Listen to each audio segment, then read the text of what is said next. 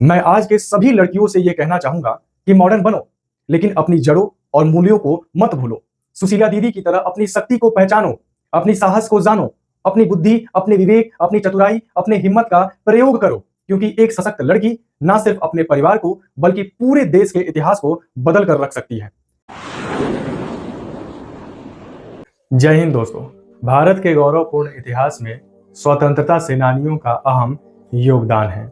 देश को स्वतंत्रता दिलाने वाले ज्यादातर क्रांतिकारियों को तो हम जानते हैं, लेकिन ऐसे कई क्रांतिकारी हैं जिनके बारे में हम नहीं जानते, जिनके बारे में भारत के इतिहास में बहुत कम लिखा गया है, या यूं कह लीजिए कि लिखा ही नहीं गया। इनमें से एक क्रांतिकारी रही सुशीला देवी, जिनके बारे में हम ना के बराबर जानते हैं, जिनके बारे में इतिहास में बहुत कम लिखा गया है। आखिर कौन थी सुशीला देवी और क्या था देश की आज़ादी में इनका योगदान?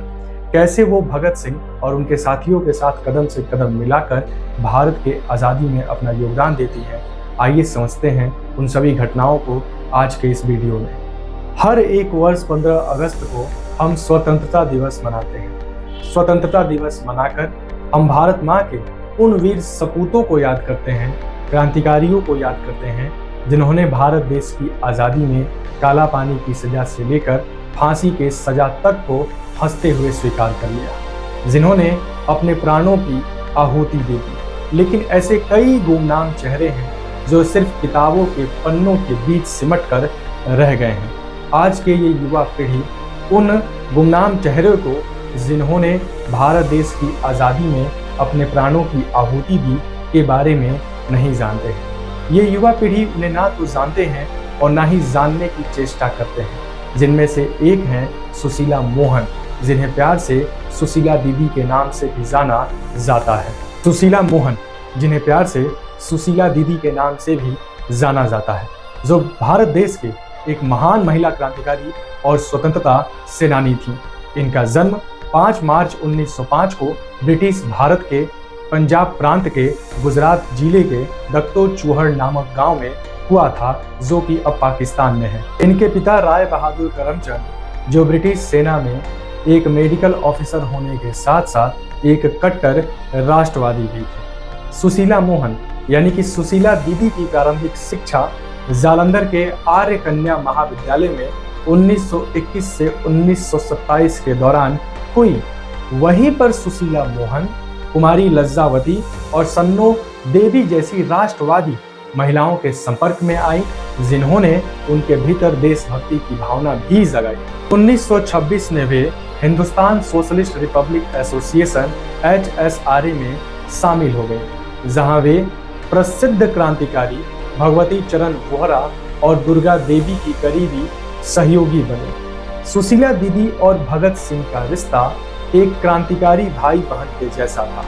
भगत सिंह सुशीला देवी को यानी सुशीला दीदी को अपनी बड़ी बहन की तरह मानते भी थे।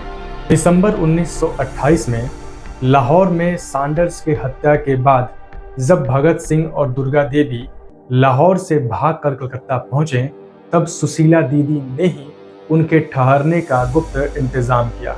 उस समय वो वहां पर एक ट्यूटर के रूप में काम कर रही थी और उन्होंने अपने नियोक्ता के घर पर ही क्रांतिकारियों को सुरक्षित रखा। वो इतनी साहसी थी कि उनके साहस के सामने मर्दों के साहस भी फीके पड़ जाए।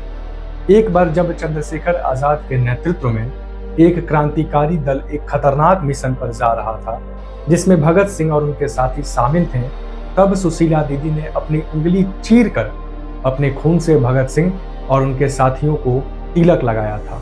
यह उनके अटूट साहस और संकल्प का प्रतीक था।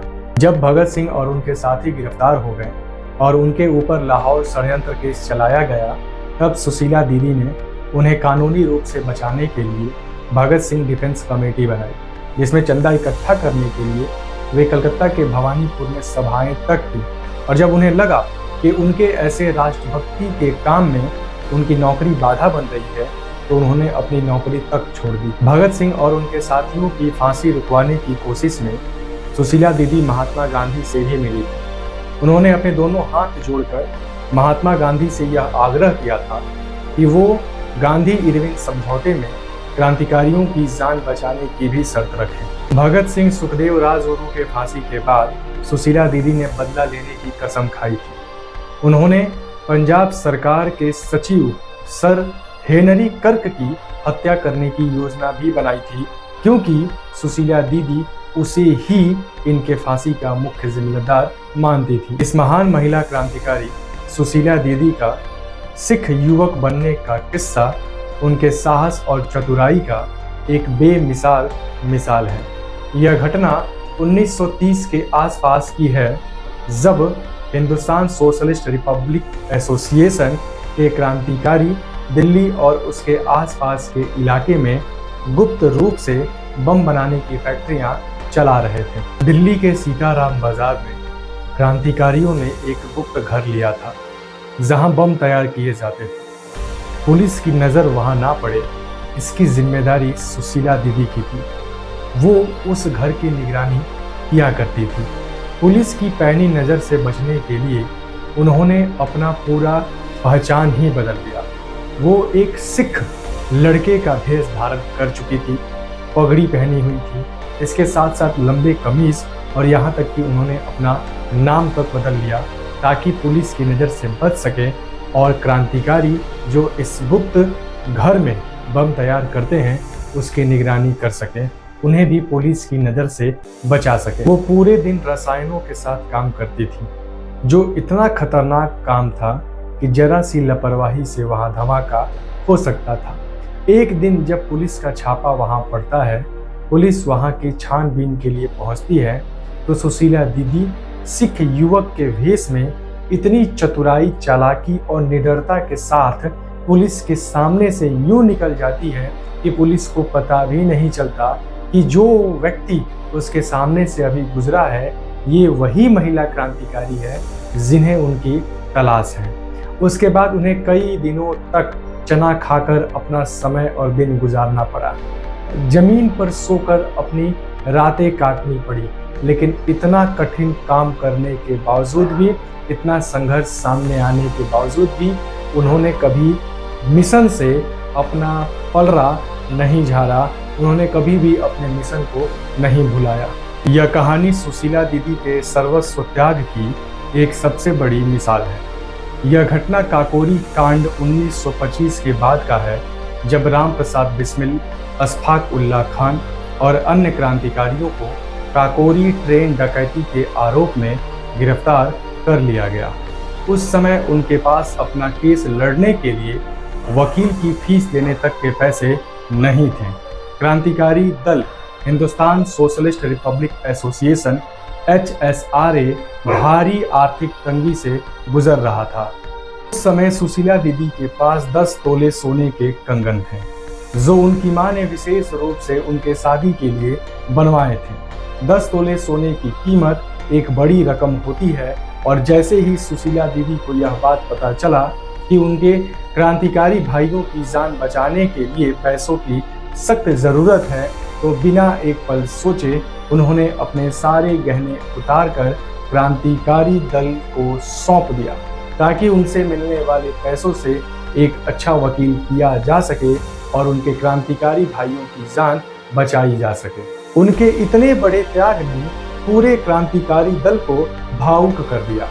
उनके लिए निजी सुख और विवाह से कहीं ज्यादा बढ़कर देश की आज़ादी और अपने साथियों की सुरक्षा थी। इसी त्याग के वजह से चंद्रशेखर आज़ाद और भगत सिंह उन्हें प्यार से दीदी कहकर पुकारते थे, बुलाते थे और उन्हें बहुत सम्मान भी देते थे।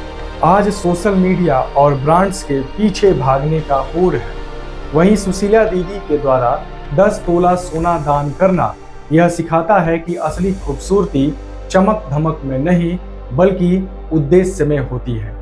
खुद को संवारने से बेहतर है समाज को संवारना। आधुनिकीकरण का मतलब सिर्फ और सिर्फ कपड़े बदलना नहीं, बल्कि परिस्थितियों के अनुसार खुद को संवारना, ढालना है।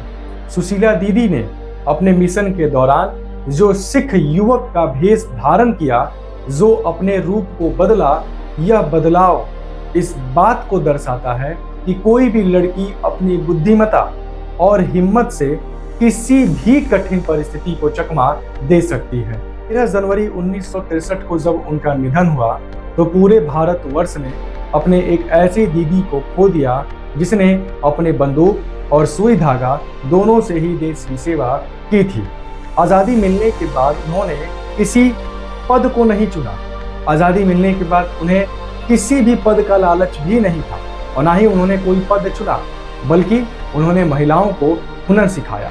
और यह बात आज के इस मॉडर्न सोसाइटी की लड़कियों को समझना चाहिए कि असली एम्पावरमेंट दूसरों पर निर्भर रहने में नहीं, बल्कि खुद के हाथों में हुनर रखने में है।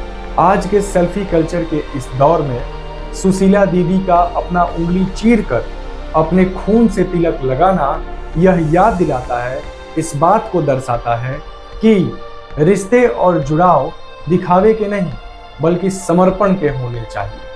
उन्होंने भगत सिंह को अपना भाई माना और अपना भाई मानकर उनकी सुरक्षा के लिए अपना सब कुछ दांव पर लगा दिया।